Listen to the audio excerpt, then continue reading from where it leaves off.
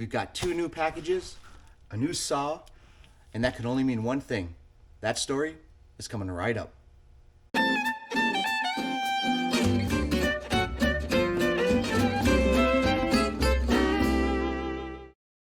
Well, if you've seen my 592 video, then you know what these packages are for. So let's go ahead and open them up anyways, shall we? Is from Westcoast Saw, quickly becoming one of my favorite places to shop for all your saw accessories. What do we have? Bam! Very large felling dogs for my Husqvarna 562. This time they sent this tool, little bitty screwdriver, which is pretty neat. Anywho, let's go ahead and open this up. Oh, look at that. They put a box inside a box. Husqvarna group.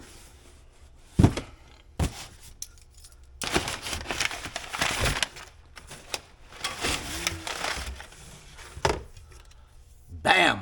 Full wrap handle. Instructions.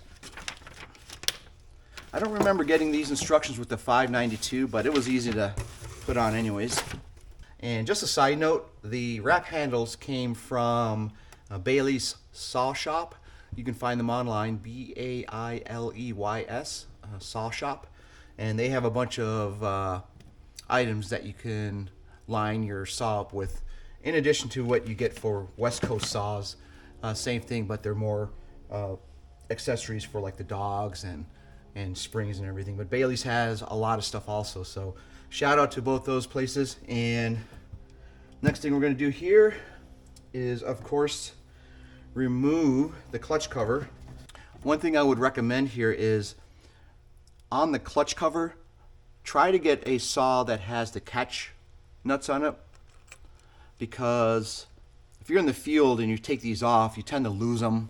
I've lost a couple here and there on some of the older saws that I have, or other saws that I have rather, and this just makes it so much easier because you'll never lose these, right?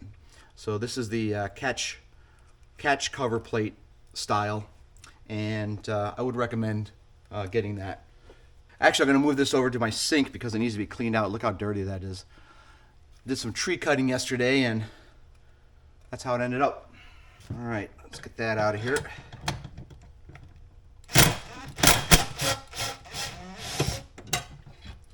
So that is one thing that did change.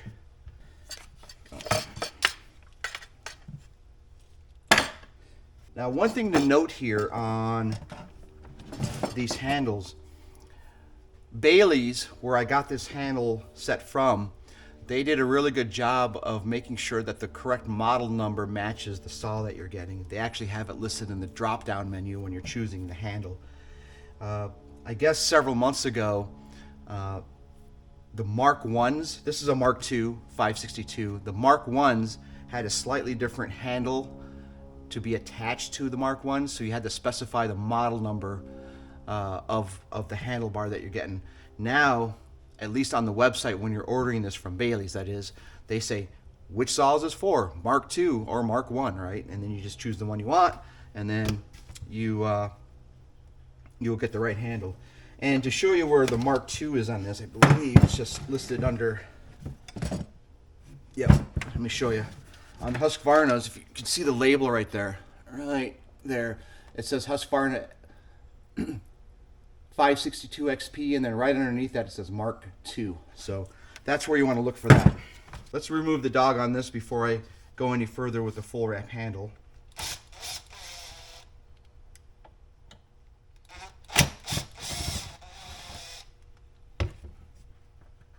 Just kind of slide this under like this. So tilt it in over maybe like this, and then kind of maneuver it into place. That worked out really well. Okay. Another thing I just noticed. Again, first time doing this, so you run into little quirks. So this is the cover that goes at the base of the handle right here. Kind of fits on like this. Okay, see that? So that comes off because it's already built in to the full wrap handle. Just notice that. And it looks like there's an extra screw hole there, so which should match up with what's on the saw, which it does, so check that out. These are the bolts that came with the handle. There are 5 of them there. Yep. Oh yeah, there we go. Yeah, that seems to fit really nice. If you look at the bottom here, there's a little nub that sticks out. It's basically a guide nib or something that you put into the hole, and then it lines these 2 holes up, so you can see that there. The spring hole here lines up pretty nice. Next thing I'm going to do here, I'm probably going to use the original screws that came with it. There's no need to open the new ones if they're just sitting there. And then I'm going to get some Loctite.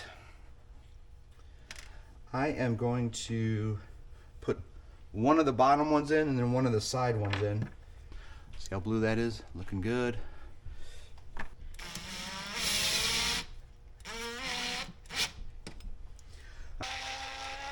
Yep, that works good. I'm gonna screw this spring in here.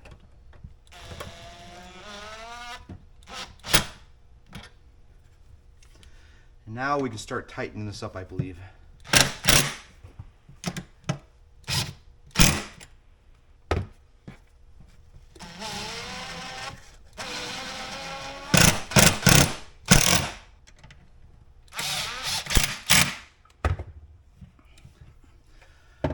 That's 5 that need to be done.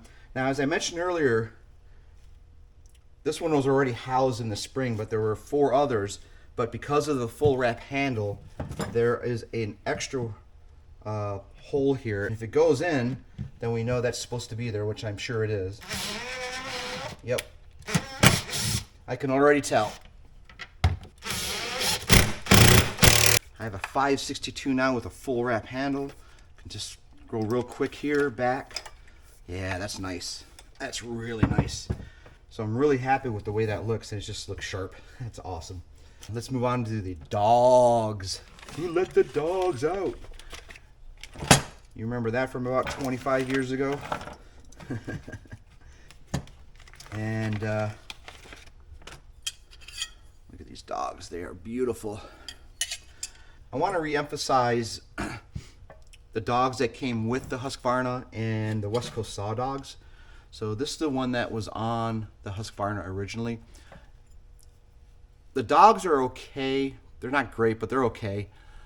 But what I do not like about what comes on the Husqvarna is this dog here. It's too far up, in my opinion. And if you compare that to the Westcoast Saw dog, which is huge. I mean, look at that. Here, the holes are lined up here, okay? Right there. Do this for you.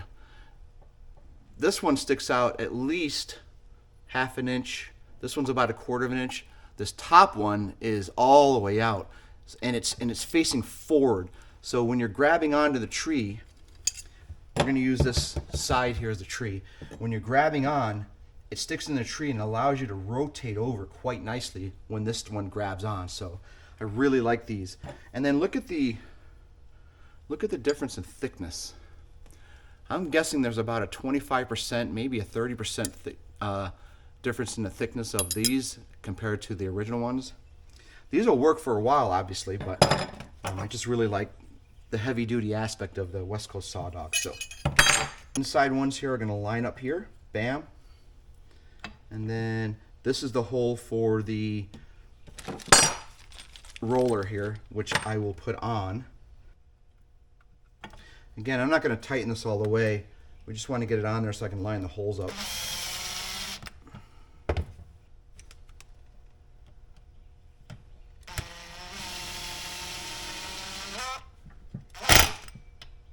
That is looking pretty awesome.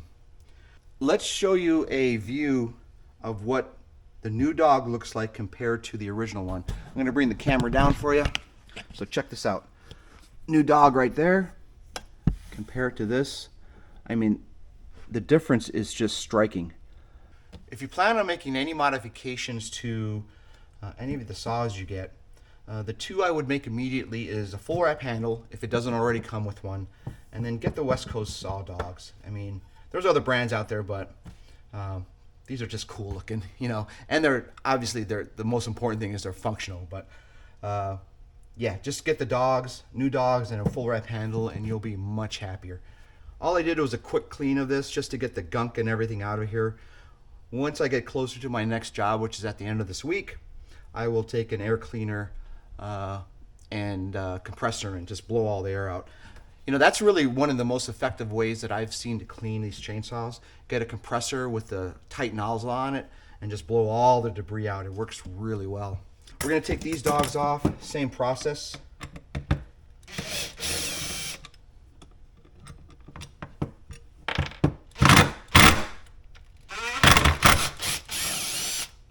A locking nut that goes inside the slot here, so when you put this bolt through on the other side, it doesn't allow it to turn and spin. So that's a cool feature. Look at these two bolts. If you can see it, there's a smooth line in there, and then you've got a regular standard one. I believe the smooth line one, you can see it real close there, is going to go into the hole that is embedded into the housing. The other one's just going to go into the screw normally, so just keep an eye out for that. Not all the way down, just enough so I can maneuver the second alignment. What I don't want to do is push that little nut out, so I'm going to hold my finger on the back end of it and just kind of go in like this. And let go of it. So get tight. And as I said earlier, your hands are going to get dirty. What I want to show you here is the contrast of the size of the dogs. I'm going to bring the camera down again for you here. All right. So check this out. Again, look at the difference here. It's crazy. If you look at the top dog there, with the top point, it is sticking out at least an inch, inch and a quarter compared to the original that was on there. And look at the bottom here. Just so much more aggressive equipment on the saw. Anyways, let's go ahead and put our bar and chain back on. Before we put the chain back on though, one of the things we have to do is put the roller back on for the chain. If you can see that, that's just simply going to go in there. Put the screw on like this.